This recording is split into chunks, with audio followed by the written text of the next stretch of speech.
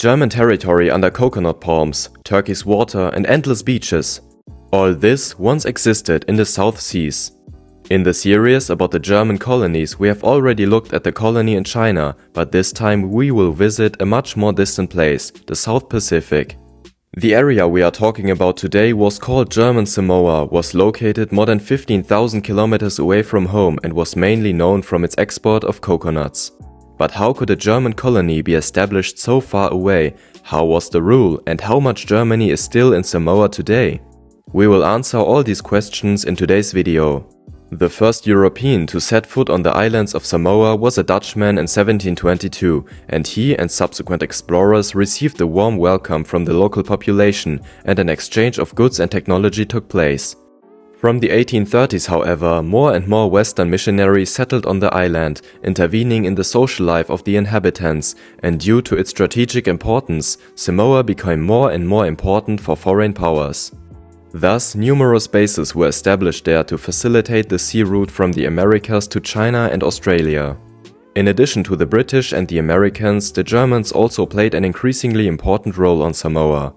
Hanseatic merchants began to use the Pacific region for trade and raw material extraction in the 1850s and were able to establish a monopoly position there in the following decades.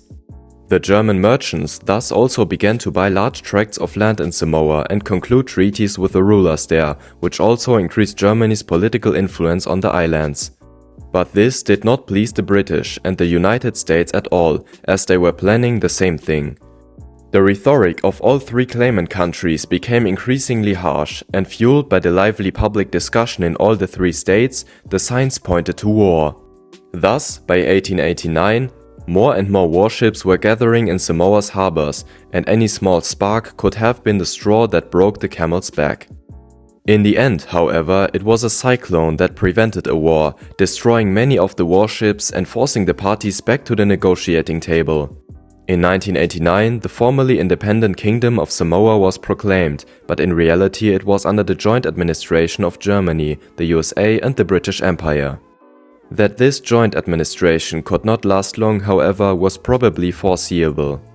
A civil war broke out relatively quickly, and as a result of which the US annexed the eastern part of Samoa and the Germans the western part. The Americans, by the way, still own their colony today. It is an important foreign territory for the United States under the name of American Samoa. German Samoa was not part of the administrative territory of the colony of German New Guinea, which we will look at in another video. Just like the colony in China, it was administered in an independent colonial territory and was to be transformed into a so-called model colony. Thus, a public education system, a hospital, and an extensive road network were created. However, many natives had to work on the plantations. In addition, many workers from other parts of Asia, especially from China, were brought to Samoa to work under harsh conditions on the coconut plantations.